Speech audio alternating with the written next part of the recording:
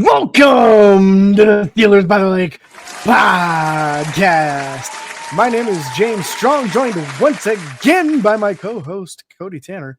Cody, how are you on this Victory Monday? James, oh my Lanta, it is a Victory Monday. It's a lot to take in after yesterday. It's the third division game in a row. I'm doing splendid because of that. I'm doing well. It was a good day at work, good win. James, how are you doing? I'm doing well also. It was a good day not at work. Our plant is buried in the snow because it's by the airport. If you're familiar with Erie, Pennsylvania, then you understand what I'm talking about. So they're trying to dig it out so that we can get back to work tomorrow. And that means a snow day for me. So, yeah. Yeah, it's gonna be busy for you throughout the week. Then that's for sure. Gonna make up that day. Yep, I'll have a double route one day. Yep. But with that being said, we're obviously going to talk about this Bengals game. We also, before we get to that, let's talk about it's another month in review of where Steelers by the Lake were download wise. James, I'll go over states if you want to do countries. Yes. Number one downloads for Steelers by the Lake podcast is Pennsylvania right now. Shocker. I know. Number 2 state is Texas. Number 3, Virginia, and number 4, Missouri. Now there's a 3-way tie for 5th with California, Indiana, and West Virginia all coming in at 5th place there. Bravo. Someone's got to take the lead next month. So yeah, thank you guys for the downloads. Absolutely. It was a big month for us in downloads. So really appreciate all of the new listeners and all the continued ones as well. Now you're going to hear a lot more than normal in the country section, which is where I'm going because we got a bigger reach this month. So fantastic. Obviously, United States of America, number 1. Number 2, Canada, our friendly neighbors up north. Appreciate all the continued support from you folks. Germany came in at number 3, Russia, number 4. And then a 3-way tie at number 5 from England, Ireland, and India. Thank you. If you're joining us from one of those countries, please let us know how you found us. We'd love to hear your story of what brought you to Steelers by the Lake podcast. So real quick, James, before we talk over a lot of this stuff, let's give a big shout out and a big thank you to sponsor for this episode. Steelers by the Lake is in part sponsored by the Edinburgh Hotel Bar at 100 Meadville Street in downtown Edinburgh, offering a variety of lunch and dinner items every day, plus catering services and a large room for private parties. Information can be found at 814-734-5103, the number you see on the screen there if you're on YouTube, or at edinburghhotel.tripod.com. Go check it out. That's where I was, James, yesterday for the game. Enjoyed that with 2 buddies of mine. Then my boss wound up showing up too, and we talked about work and stuff. So it was great. Got to watch the win, so that was a good time. But James, let's talk about inactives for yesterday's game. Yeah, so a very familiar looking group. Kyle Allen, the emergency quarterback for the day. Alex Highsmith still out with that ankle injury. Scotty Miller, Max Sharping, and Jonathan Ward. So 4 healthy scratches and 1 injury, which is a great position to be in with only a handful of games remaining on the schedule. Yeah. Bengals also had 5 guys inactives. One was wide receiver Charlie Jones, wide receiver Trenton Irwin, linebacker Logan Wilson, which was a big one. Tight end Tanner McLaughlin, and defensive tackle Sheldon Rankins. So the D tackle and the linebacker there for that defense were the bit too big there. Definitely probably played a little bit of a factor into how the game went on, but we'll discuss that momentarily, James. We did have Najee Harris, I'm going off track here. Let's talk about the game as a whole. Do you want to start as a whole, or do you want to go Russell Wilson first? Take your pick, buddy. Doesn't matter to me. I mean, I think so. The score in this game, and I'm sure if you're listening by now, 44-38 Pittsburgh. I felt like Pittsburgh should have won by 20 points at least. The very first touchdown for the Bengals shouldn't have been a touchdown for the Bengals. There was a clear pass interference or illegal use of the hands, being tackled to the ground or pulled down by the back of the helmet. Apparently doesn't get called, apparently. So that was a pick 6 thrown by Russell Wilson that I don't even count, honestly, in his stat line. I don't count it. Shouldn't have been called. was not even close. I don't know how the league misses that. And I'm curious to see what the league says about that. I don't know if they've came out and made a statement about that specific play or not, but that was horrendous. So very interesting to see what happens there. But James, I don't know how you feel about it. I thought it should have been 44-24 in this game. Yeah, I agree with you. Just some mental errors and there's two specific guys on the Pittsburgh Steelers that have got to feel like the world is against them right now as far as refereeing. One, George Pickens, and two, Joey Porter Jr. Neither one of these guys can get through a play without referees calling something against them or not calling it when it should be called against the guy they're going against. And George Pickens, just week after week, is getting tackled to the ground, tripped, driven out of bounds on pass plays in a run blocking type situation. And they're just not calling pass interferences against whoever is guarding him. We got one late in the game in this game, and I think they called it a defensive holding, not even a pass interference. But George is just not getting those calls, which is crazy to me. And then on the flip side of it, Joey Porter Jr., they're throwing a flag at him on every play if he's on the field or not. So at a certain point in time, you got to understand that there's more than one person that has their hands on the opponent in these situations, and either let them play or call offsetting penalties and move on. Yeah. I will say there was one or two that I mean, I call it how it is, even whether it hurts Pittsburgh or not. There was one or two plays where Joey Porter clearly was performing pass interference. I mean, the one play he tackled the guy in the back of the end zone before the ball was there, and it would have been uncatchable. That's my problem with that one. Yeah. So Joey Porter had a bad game. I will be honest about that, but I think some aspect of that you could argue came from the emotion, or not emotional, but like the mental strain of like, they're calling me every play. I'm going to play tough. Yeah. He's going to play his style of football. Some were good calls, and some definitely, you let the players play. I thought the unsportsmanlike conduct, the second one on George Pickens, was uncalled for. I understand the first one. He kind of dropped the ball on the player and stared over at him. I get it.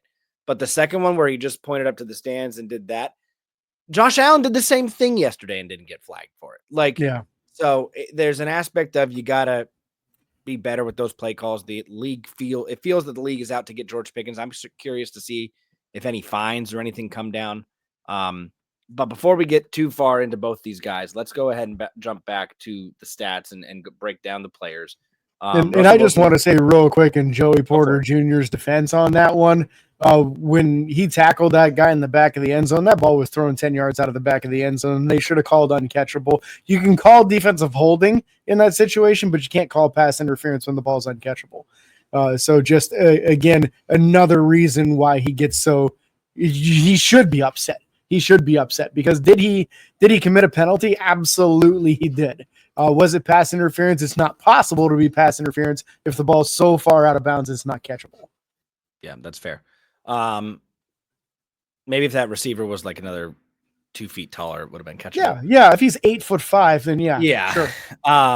So Russell Wilson had his second best game in his career. Let's talk about it real quick. 29 of 38 passing the ball, 414 yards passing, 10.9 average, James. It's like they listened to the show last week when I said, hey, pass the ball because we can do it.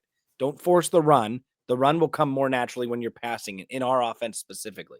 3 passing touchdowns, 1 interception. Again, I don't even credit it to him because I thought it was bull crap. And then sacked twice, only twice this week for -4 yards.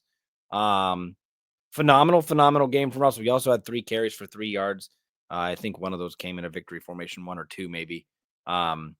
So, yeah, overall, phenomenal performance from Russell Wilson. I thought he had some good balls. I thought his accuracy was on point. Even some plays were dropped. Like Van Jefferson dropped an out route that hit him right in the hands.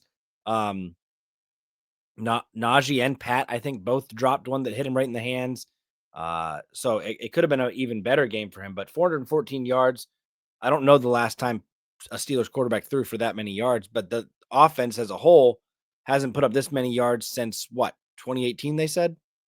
Yeah, it's been a long time. Long time. I got to come to Najee's defense. He caught all 6 targets, so it wasn't him that had one of the drops. Najee. It was Pat. It wasn't Najee, but I'm sure there were a couple of them, no doubt. But what a day for Russ. This is something that we just almost take for granted isn't going to happen anymore as Steelers fans. Since 2 or 3 years before Ben retired, we haven't seen a quarterback that's been able to throw for 400 yards on that Steelers field in a Steelers uniform. It just hasn't happened, man. So Russ just felt like he could do no wrong almost in this game, other than a few times where the one knock on Russ is that when he gets under pressure, sometimes he scrambles into it instead of scrambling out of it. He Both looks a little bit. that. Yeah, a couple of times he looked like he wasn't really sure exactly where to go in the pocket when it started breaking down on him. But honestly, if that's my biggest criticism, and a day where he throws for 414 yards, holy crap, man! I mean, he set a record for himself and how much he'd thrown in the first half of the game. It was like 257 yards he threw in the first half, just in the first half. I mean, how many times this season would we have been happy with 257 yards passing in an entire game? Yeah. And he did it in the first half. Yep. Just, yeah, what a game from Russ, man. Just very, very accurate throughout the day. Spread it all over, too. Completed it to how many different guys in this game? It was like, God, it looks like 10 guys probably caught a pass from him. He even got some completions to Michael Pruitt and looked good doing so. Exactly 10, by the way, and not one of those guys was named Mike Williams. Yeah, and he was on the field. He was on the field, but he played. Hey. He did post to his Instagram a picture of him celebrating Pat Fryer's touchdown and said, "F it, we winning." So he's not concerned about his lack of involvement so far. He's enjoying the win. He's enjoying the team mentality, and in my mind, that is the strength of Mike Tomlin. That is the strength that he creates, that environment where, hey, we're about winning, we're about team. They can celebrate together. Sure, like players like George get frustrated when they're not involved, but that's because they know that when they get involved is when we're winning. And so I understand some aspects of George's frustration when he's not as involved in the plays as other guys. But again, just a phenomenal game from Russell.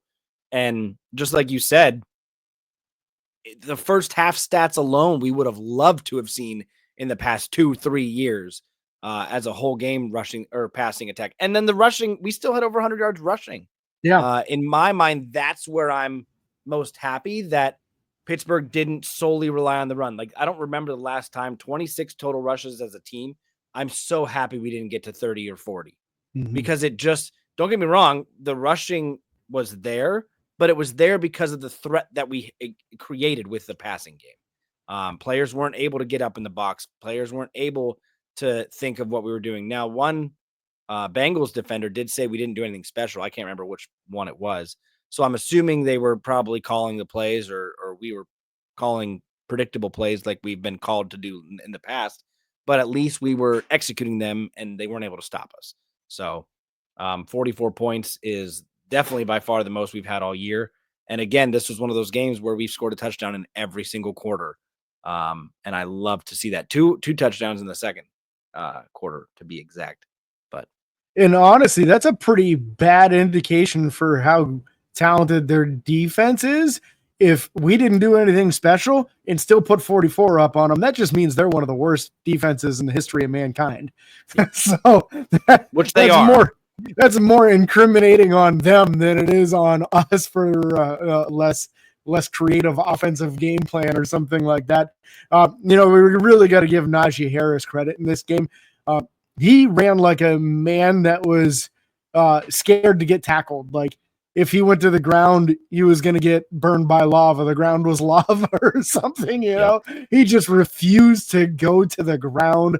I thought it was incredible how hard he ran, how many tackles he broke, how many yards after contact.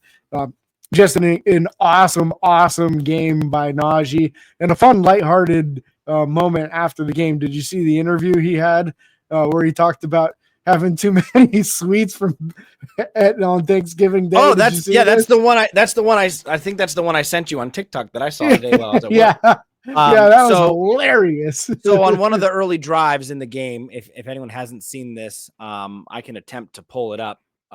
He was asked about how he seemed gassed or out of energy, or I don't remember the terminology that the reporter asked him, but hey, on that drive, you seemed like you needed to take a break.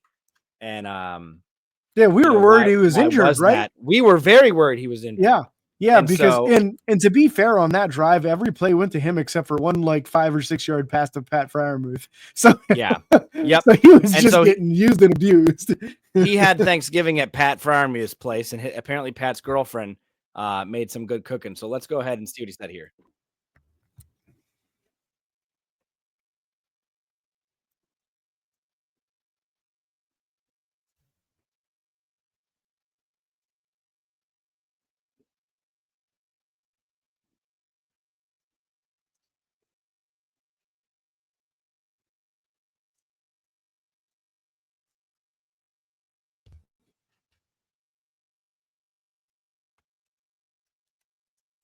So that was Najee sharing, and I'm checking real quick. That audio may not have come through. I'll check that here in a little bit. But Najee Harris blamed Thanksgiving dish from Pat Fryermuth's girlfriend on on his reason for being gassed a little bit. He said he got some orders and he was okay. If you're watching on YouTube, you at least got to see the video. Um, so that was funny, Najee answering that question. But Najee, like you said, 16 carries for 75 yards, Incredible. a 4.7 average and the one touchdown. The 20-yard rush that it was his long. I mean, he had two nice little jukes in there and was just running hard, man. And I love to see him do that. Cordell Patterson got involved, 3 carries for 16 yards. Jaylen Warren 3 for 9. Very light load for Jaylen Warren in the rushing game, actually in all aspects except for receiving. Justin Fields 1 rush for 7. James, we'll get to that more in a second. And then Russell Wilson 3 for 3. So go ahead, break it down. Let's give praise where it's deserved. So it's kind of fast forwarding to the end of the game, but when the end of the game comes and you're on that final drive and you're trying to just kill the clock and get that necessary first down, when you see Justin Fields come onto the field, you know that it's 90% chance of a run play, right? The defense knows it. The offense knows it. Everybody in the stadium, everybody watching on TV knows that that's probably what it is. They run the option and the entire defense bites on it, which I don't know how you do that with Justin Fields out there, but they did. He gets the edge on the cornerback. The rookie corner was the one that was out there on him, and appropriately slides once past the first down. So fantastic job. Very proud of you, Justin. You made that mistake once. You learned and was able to seal the game for the Steelers with that victory scramble there and appropriate slide at the end. So well done, Justin. Very, very minimal role in this game, but an important one. If he's the closer, got to know when to slide, and he knew when to slide this time. That's what you're looking for. You just want to see guys learn, right? You want to see them learn. All of a sudden, we're playing baseball. We got closers coming in to end the game at the quarterback position. So whatever. I'm cool with we'll take it. And so that play specifically, they attacked that side on purpose because there's a rookie corner that came in or was playing or starting, whatever. They attacked him a few times. They hit him with a quick slant. Actually, it was more of a quick skinny post to Van Jefferson. At one point, got some major yards gained on that. That was a 43-yard gain. Van Jefferson's only catch of the game. So yeah, they took advantage of that rookie corner over there that miss, his objective in that situation is hold the edge, and he did not hold the edge, and Justin Fields got out there and played very well, getting that first down and slid inbounds. Let's go. Receiving wise, George Pickens 3 for 74 with the 1 touchdown. George had a phenomenal game again. The pass interference, the unsportsmanlike conduct. He got a lot of things. Mike Tomlin was asked about it and said he just kind of needs to grow up a little bit and get his cool. The thing that I love to see consistently was Broderick Jones coming to him every time. Now, Broderick and him were teammates at Georgia, for those of you that don't know. And so, he's saying that you're my guy. Like, you're here. Like, you're better than them. Stay in your head. Like, whatever Broderick was saying was definitely helping because we didn't see an outburst. We saw frustration, and rightfully so, but we didn't see outbursts. We also saw Mike Tomlin come over at one point and pull George in and pat him on the back and talk to him in his ear. And, probably just a lot of support in those situations because hey, you're frustrated. I know, I understand. Let's just go out and get it the next play. And after that pick that started the game where he was pulled down by his helmet, the next catch he got was a touchdown. So We love to see that. On top of that, James, Pat Freiermuth, 6 catches for 68 yards and a touchdown. Love to see the tight ends getting involved heavily like that. Oh, yeah. Jaylen Warren, 4 for 55. Najee Harris, 6 for 54. Van Jefferson, the 1 for 43 that we talked about. Cordero Patterson even getting massively involved. 3 catches for 37 yards. Calvin Austin, 2 for 29 and the touchdown. And then Ben Skoranek even getting a catch before Mike Williams did. Skoranek, 1 catch, 23 yards. Michael Pruitt, 2 for 21. And Darnell Washington, 1 for 10. Those tight ends accounted for 9 catches for what appears in my books to be 99 yards. 99 yards out of just the tight end room. That is phenomenal. Yeah, that's important. That's what's supposed to be happening, right? That's supposed to be a big part of this offense. It is now officially a big part of this offense, and it is a big part of why this is working. I love it. Every time they throw to Darnell, I love how he just looks for somebody to run over.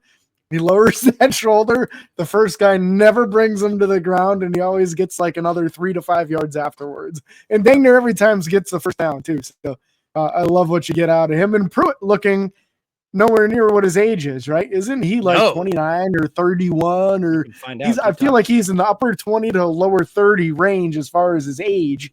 But looks like a guy who moves around pretty well in the open field and a well-built dude too. So 32. Yeah.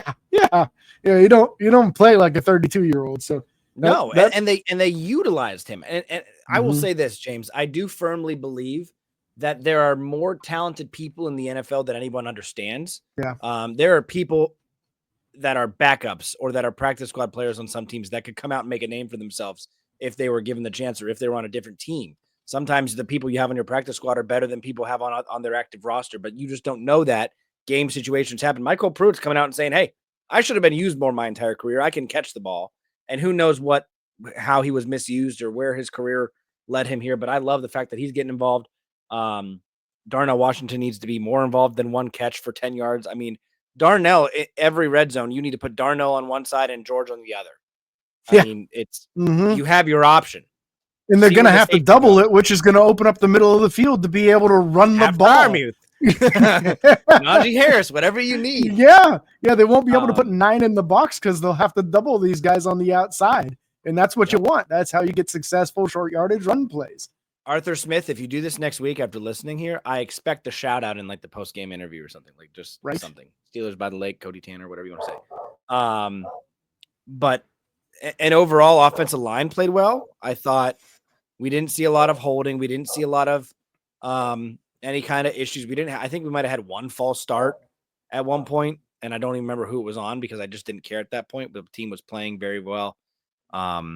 Again, I think my biggest shout out. Oh, we did have Zach Frazier getting real excited on a couple plays and running downfield before the pass was thrown, so he got a legal man downfield a couple times. But that's a learning process. That's one that he's just. I think college football plays a little different. He could probably get down there a little faster in college. He's just got to slow down, make sure we let the play progress in NFL. And wait till the pass is thrown to get downfield. Other than that, my biggest excitement was the Broderick going to George Pickens' mental and emotional aid throughout the game. So I feel like the last month we're seeing the maturation of Broderick Jones. He's gone from being very clearly the worst offensive lineman on the group to being a solid contributor every week. He's not getting beat in pass protection. He's destroying people and run blocking. And now also the emotional support teammate. So it's really awesome what we're seeing. It makes me a little bit more optimistic of the idea of him moving to the left side next year and letting Dan Moore leave in free agency. So hopefully he gets an opportunity to play on the left side this season before it's over. Hopefully Troy Fautanu can come back with a game or 2 left in the regular season here. I'm hearing that rehab's going pretty well for him. Mason McCormick was talking about how Troy's working his tail off to get back. So hopefully that's something that we see in the mix in the next couple of weeks here.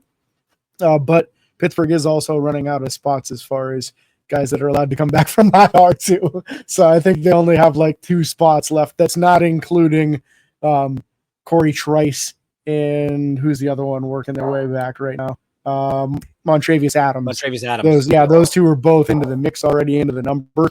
But once those two are done, then there's only like 2 spots left of who can come back this season. So yeah, and that's great for the future of the offensive line. That's good. yes, I'm excited, and the flexibility of Broderick being able to play right.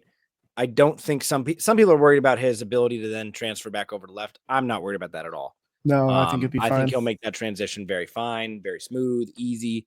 But I think once Troy comes back and is healthy, I think this offensive line, people aren't realizing how good Pittsburgh's drafts have been. We should have 3 starting offensive linemen right now that are rookies, which is phenomenal. And they're highly rated as well. Yeah, low key, Mason McCormick's having a nice season, man. I didn't see this coming when they took him. I figured it was just a depth piece because they're going to be losing some of those backup interior offensive linemen. Boy, he's started how many games now? Like 8 games, 9 games. And he looks good. He looks like a seasoned veteran. He's good in run blocking. He's fantastic pulling as a pulling guard. He reminds you of what you used to have with David DeCastro and Alan Faneca. He's rocking that 66 and representing it really well. So I'm low-key really excited about what I'm seeing out of Mason McCormick. Zach Frazier's been great from the get-go, and Broderick Jones is turning it around. So, man, do we possibly have 4 pieces that we need in the future? It looks like it. Makes drafts a lot easier in the future. Yeah, that's for sure. I mean, we talked about the same thing. So shout out real quick to our good friends of the podcast, both Noah Wagers and Nick Pretzel. We're in a group chat with the 4 of us, and we talk about the Steelers games all the time as they're happening. But like, that's something we even talked about yesterday while the game was going on, of like, even the wide receiver depth. We may not need to draft a wide receiver next year. When was the last time Pittsburgh didn't draft a wide receiver? I'm very curious because it's been a while. You typically pick one up in the 3rd or later every time, other than George Pickens. Was he second? No, or was he 3rd? I think honestly it was the year after they took Pickens and Calvin Austin. I think they took a year off from not drafting one. From drafting. Okay. So it's been more recent than I expected, but still it feels like every other than that, it's like they take one every year. It's usually a second or third shot in the round dark. Yeah, it's a shot in the dark half the time. But just very impressed again overall with the drafting and the offensive line and how the team is being built and developed and everything else. It's a big shout out to the coaching staff.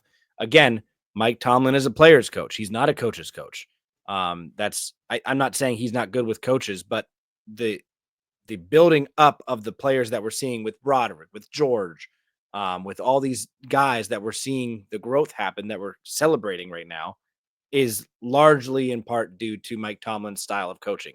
Whether it's him calling another teammate to say, hey, you're responsible for this guy, like go out there, have his back, whatever, or whether he's pulling them in and mentoring them himself. It's a combination of all of the above, and Mike Tomlin does a phenomenal job. Let's bounce to defensive side of the ball. Defensive line, James.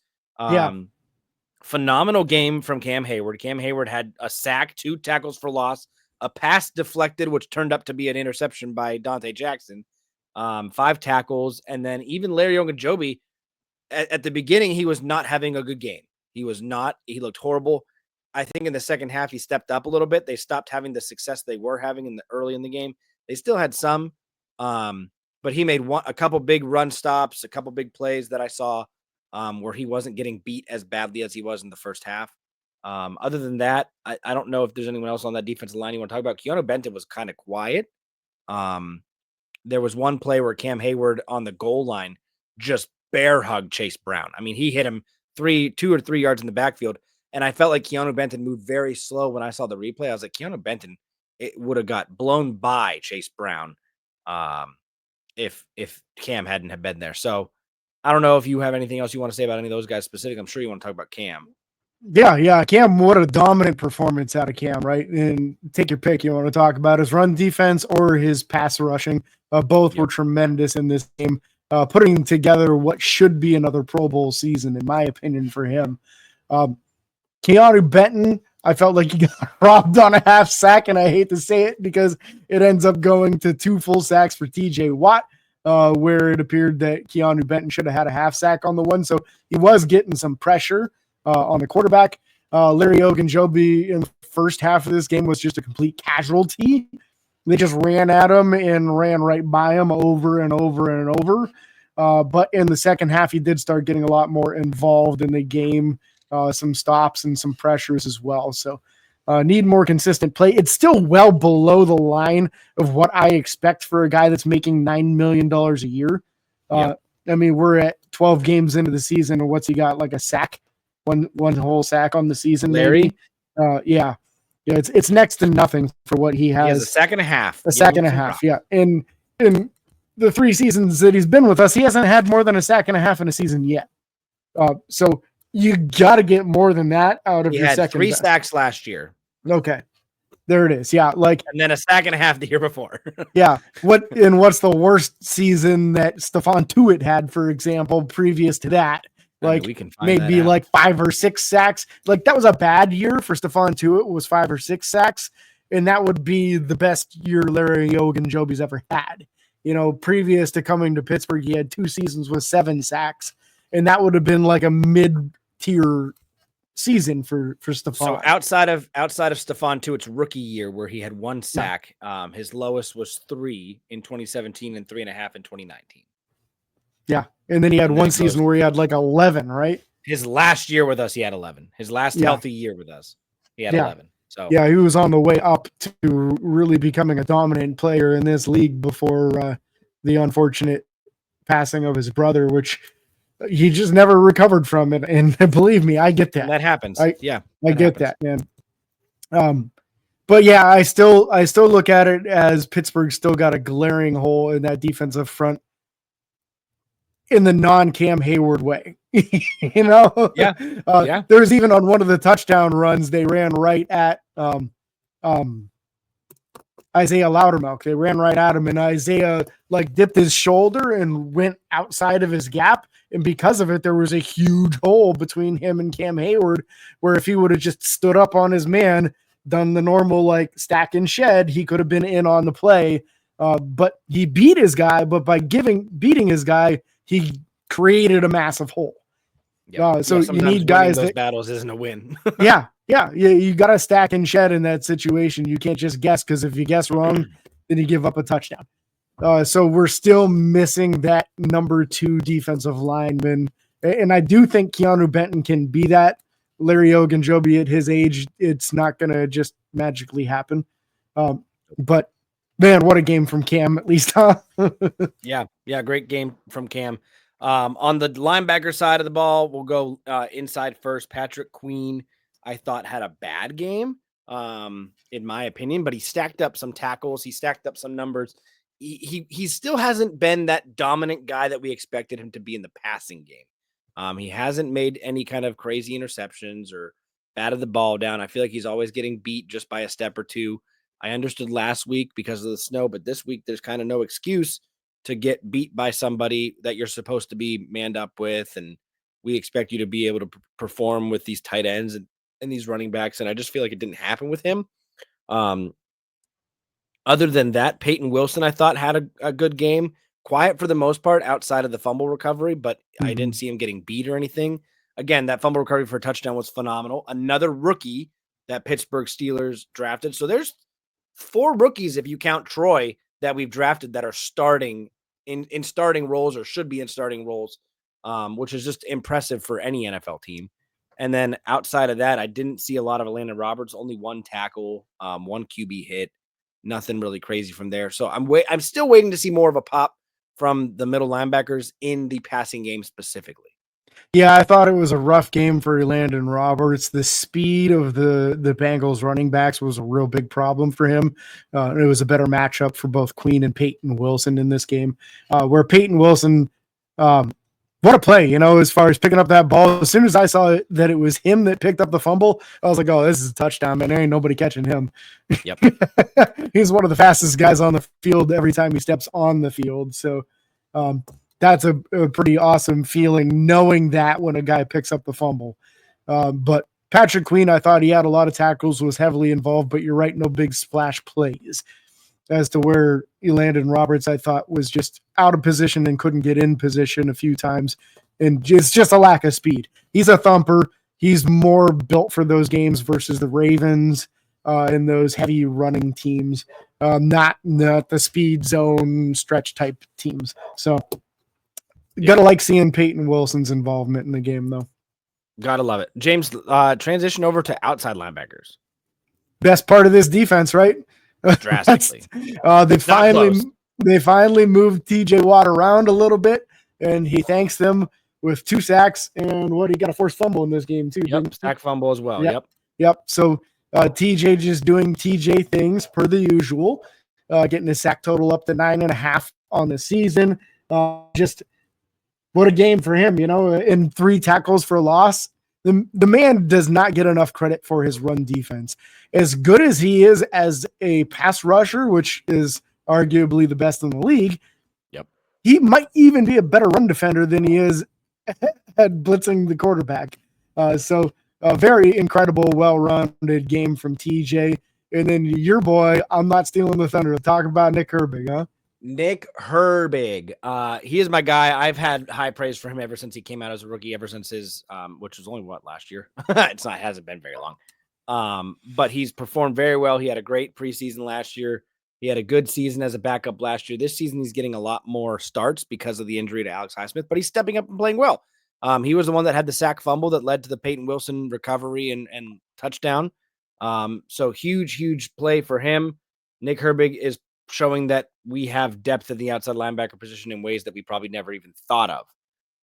So that is very, very exciting. And again, like you said, we can't give enough praise to TJ Watt with 2 sacks, the forced fumble, and just the playing that we get out of him.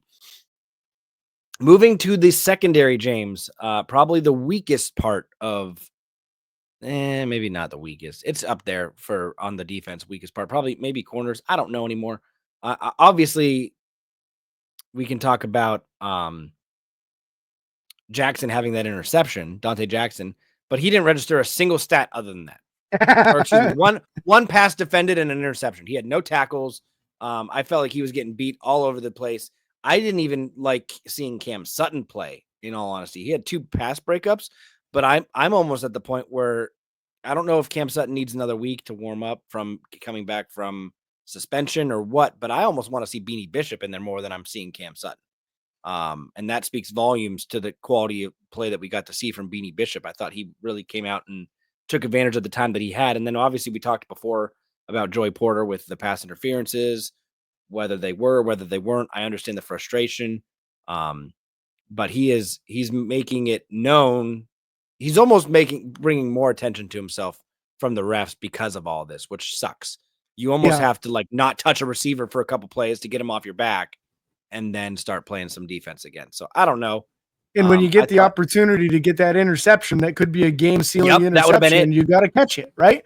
If he catches that ball, it might get the referees off his back a little bit because they can say, oh, all right, well, he is a guy making some plays. Maybe we should give him a little leniency. That's the way it works, whether people like it or not.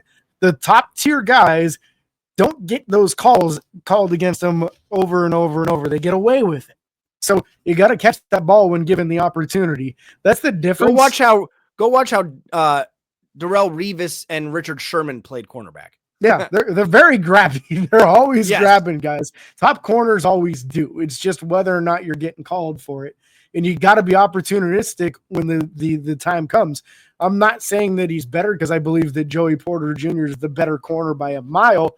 But when Dante Jackson gets the opportunity to catch the ball, he catches the ball, man. Every time. This is 5 interceptions for him on the season now. And I think all 5 of them have been really bad throws by the quarterback where it just goes basically right into his arms. This one got tipped, yeah. Yeah. So, and again, the ball goes to his way. Some people, it just bounces their direction. But what do you do when it does?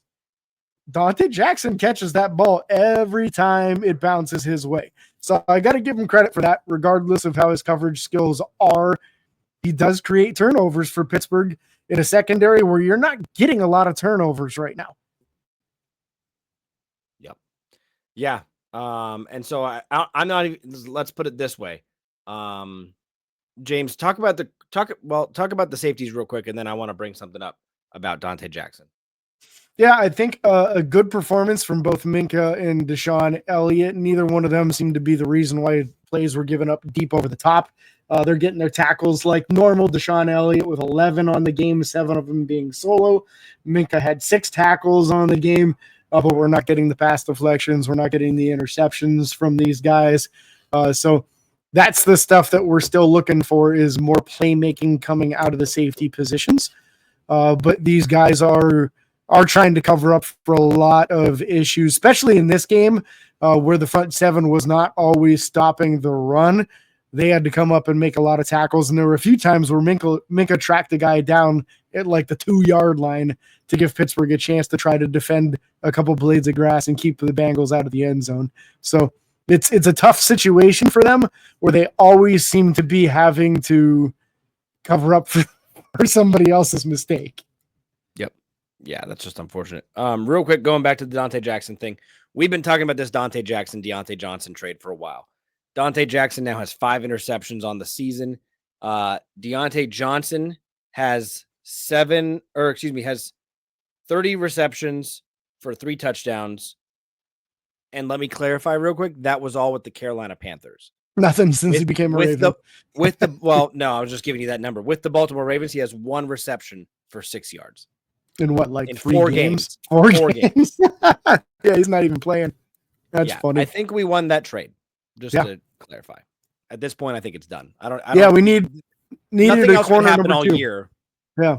Even if they don't re-sign him to the future, what you're getting out of Dante Jackson with these interceptions is so necessary. And it was worth the trade drastically. Yeah. Because Deontay Johnson, we've seen, we know it's unfortunate because I like Deontay. I do. I don't have any vendetta against him. It's just unfortunate to see him fall off the way that he did. He always caught the ball, ran backwards, or didn't catch the ball.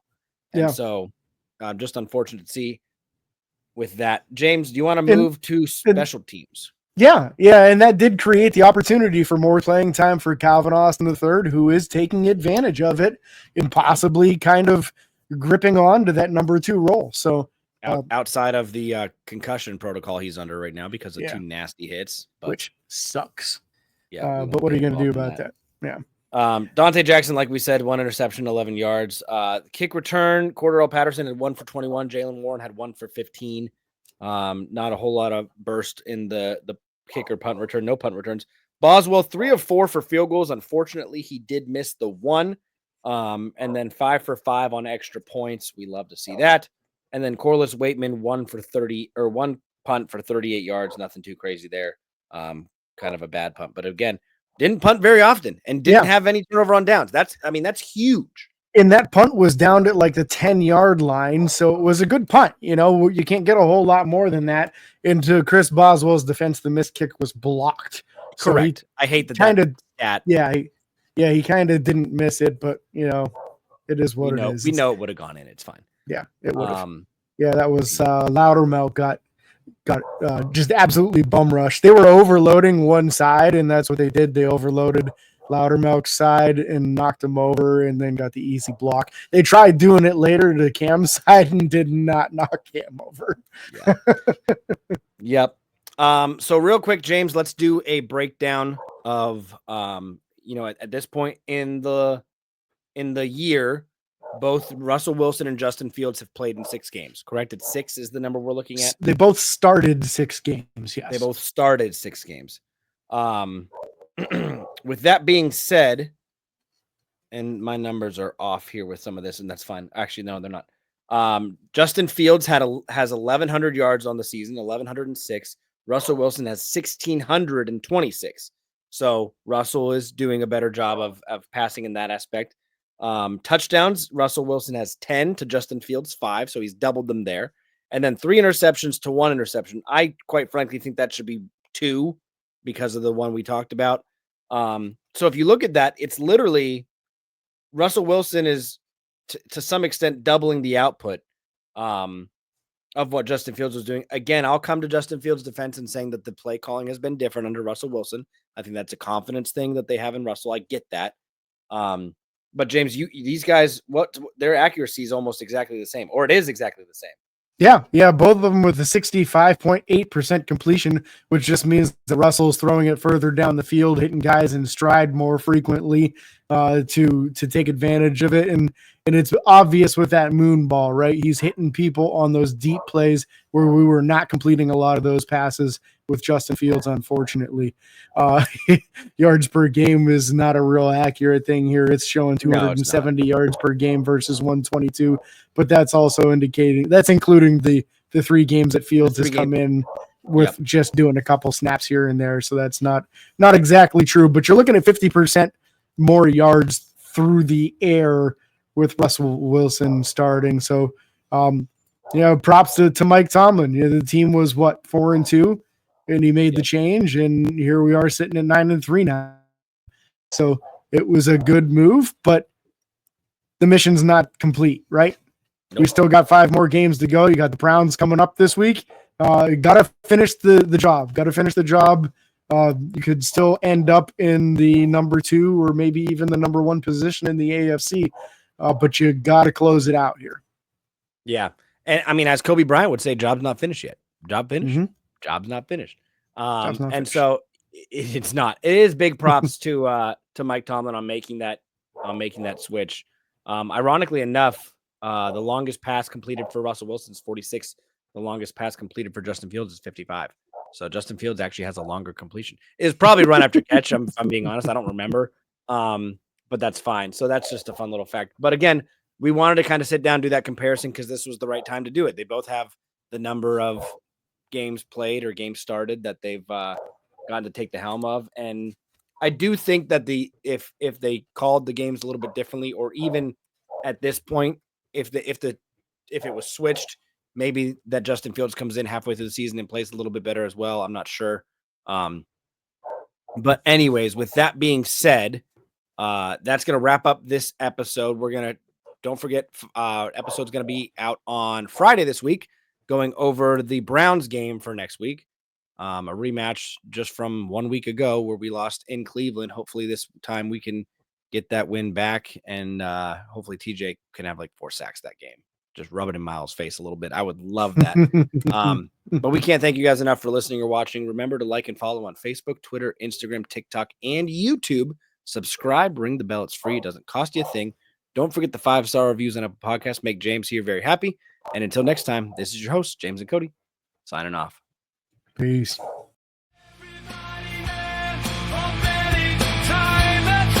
Steelers.